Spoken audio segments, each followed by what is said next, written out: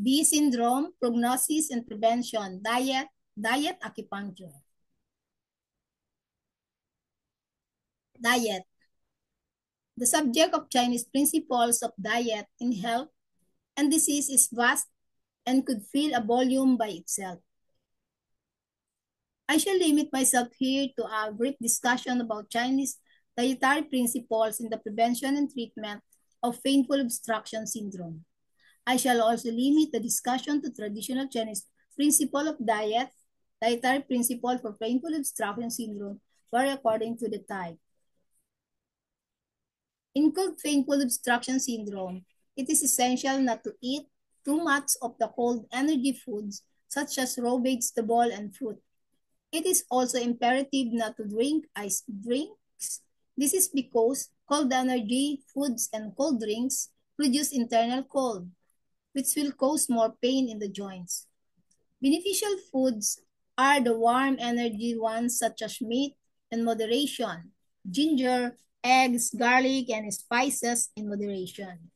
Ginger in particular is beneficial as it is warm in energy, stimulates the circulation and expels cold. It can be taken as a decoction made by boiling 3 slices of the fresh roots for about 10 minutes and mix with a small teaspoonful of brown sugar, which also has a warm energy. A very small amount of alcohol in the form of wine, brandy, cognac, or rice wine may be beneficial to those suffering from cold painful obstruction syndrome. Of course, this does not apply to those who regularly drink substantial quantities of alcohol on a daily basis. According to Chinese dietary principles, alcohol can warm the stomach, expel cold, expel toxin, stimulate the descending of qi, prevent epidemic disease, and dispels worry. A very small amount of alcohol, example, 5 to 15 ml a day, can therefore be beneficial to old people suffering from cold, painful obstruction syndrome. Of particular benefits would be tinctures. Example, alcoholic cold macerations of herbs that simultaneously expel wind dampness and nourish tendons and bones, such as Hupia, Wujapi cortex.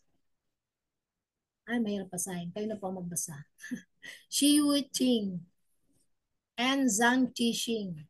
Such medicinal wines for painful obstruction syndrome are produced in China and are readily available at Chinese supermarkets in the West. Patients suffering from damp painful obstruction syndrome should not eat dampness-producing food such as milk, cheese, butter, cream, ice cream, peanuts, bananas, and any greasy fried foods. Those suffering from painful obstruction syndrome should not eat irritants, foods such as prawns, shrimps, crab, lobster, spinach, rhubarb, and mushroom. They should make a point of eating mild, blood-nourishing foods such as chicken, hen, soup, rice, and carrots.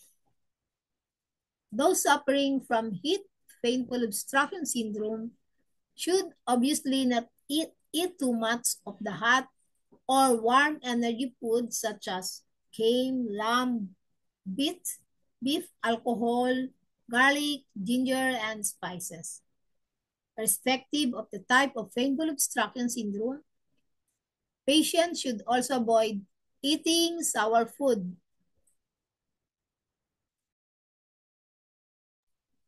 which upset the liver and increase pain. Example of sour foods are yogurt, vinegar, oranges, grapes, fruits, gooseberries, pickles, and rhubarb.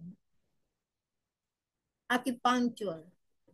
Acupuncture can be used to prevent painful obstruction syndrome or to prevent its recurrence once it has been successfully cured.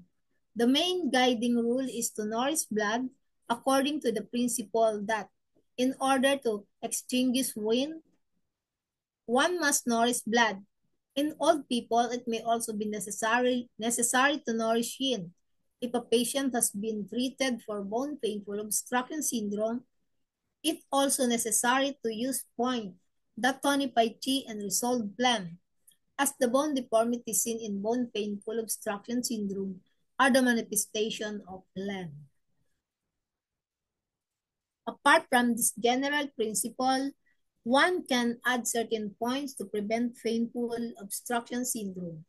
According to its location, the points are treated with 5 direct moxacones, and summertime they are upper,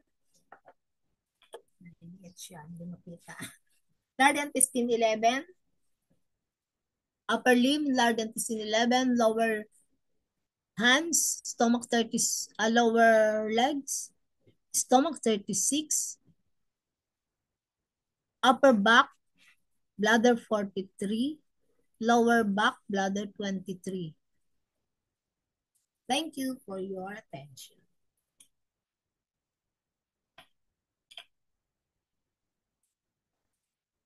Parang meron yata kulang. Pwede na pala yun. Okay na.